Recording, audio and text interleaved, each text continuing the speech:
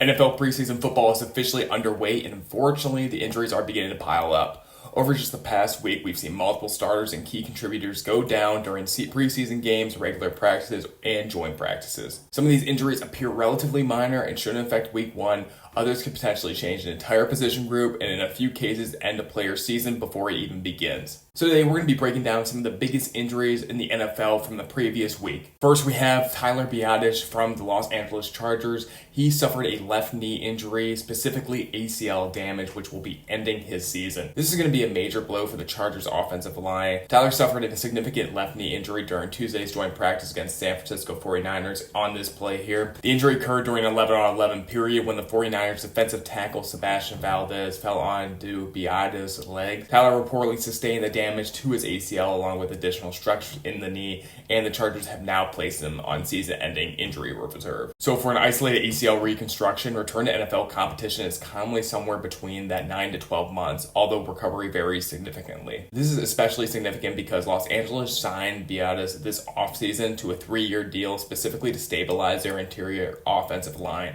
Now they're potentially turning to rookie second-rounder pick Jake Slaughter at center, and for Justin Herbert and this Chargers offense, losing a projected starting center before week one is a significant setback. Now we have Ashton Jeanty. We have much more encouraging update on the Raiders running back. Jeanty went down during Sunday's practice after diving for a pass and landing awkwardly. He initially couldn't put weight through his right leg and needed help leaving the field, which raised concern about potentially a significant knee injury. Fortunately, reports now indicate that Jeanty is believed to have suffered a right ankle sprain, and the injury is not expected to be long-term. An ankle sprain typically occurs when the ankle rolls or twists beyond its normal range, damaging the ligaments that stabilize the joint.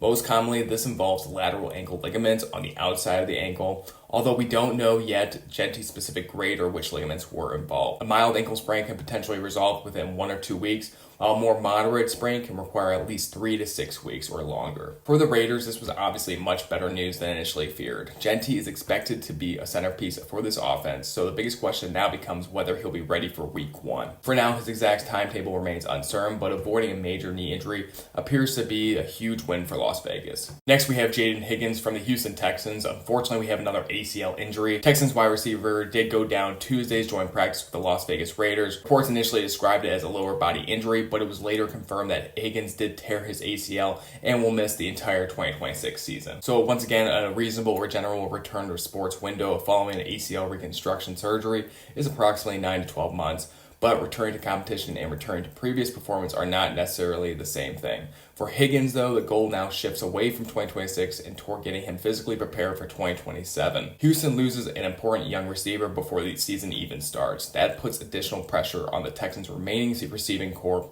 and could influence how many receivers Houston keeps on their final 53-man roster. This isn't just a week one injury, it is a season-long depth problem. Another potential devastating knee injury occurred during Friday's Seahawks and Titans joint practice. Wide receiver Jake Bobo went down and had to be carted off the field. Head coach Mike McDaniel immediately described the injury as serious, and Seattle subsequently placed Bobo on injury reserve, meaning his 2026 season is over. So this is where we need to be careful. As of this recording, the publicly available reporting I've seen confirms a significant right knee injury, but does not give us enough information to definitively identify the exact structures. A season-ending knee injury could potentially involve structures like the ACL, PCL, collateral ligaments, meniscus, or combination of these structures. But without imaging or an official diagnosis, anything more specific would be speculation. And because the exact diagnosis hasn't been publicly established, it's impossible to give Bobo a responsible specific recovery timeline. What we do know is that placement on the injury reserve at this point means Seattle is preparing to move forward without him this season. Bobo wasn't necessarily Seattle's number one receiving option, but he had developed into a valuable role player. Losing players like this becomes especially important because injuries aren't just about replacing receiving production.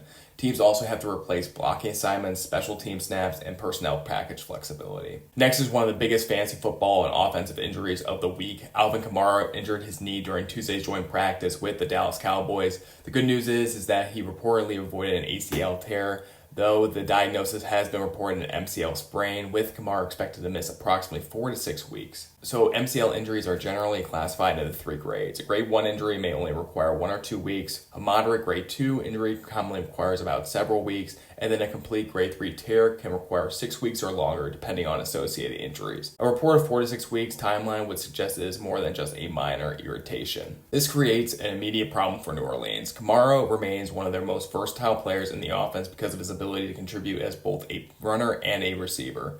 And the timing is important. 4 to 6 weeks from this injury puts the beginning of the regular season directly into the conversation. The Saints now need the running back depth to carry a significantly larger workload while Kamara rehabs. The Jets received a scare Monday when Breece Hall left practice with a groin injury. Hall reportedly caught a pass during a red zone team period before leaving practice early. Fortunately, subsequent reports have been much more encouraging. The injury isn't considered severe, and the Jets expect Hall to be available for Week 1. Minor groin strains can sometimes resolve within 1 to 3 weeks. Moderate strains can take a little bit longer. The bigger concern with groin injuries isn't necessarily the initial absence, it's the reoccurrence.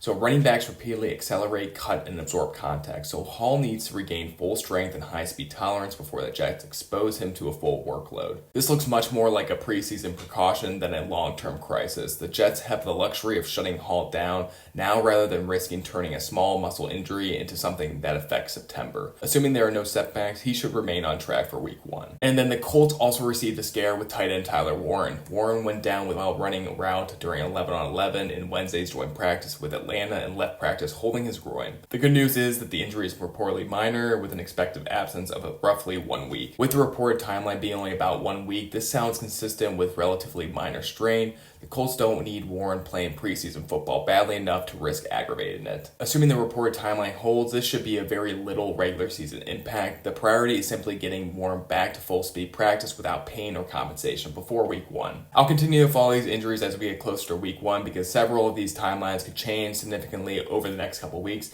Hope you guys enjoyed this video. Let me know if you have any questions or comments down below, and thank you so much for watching.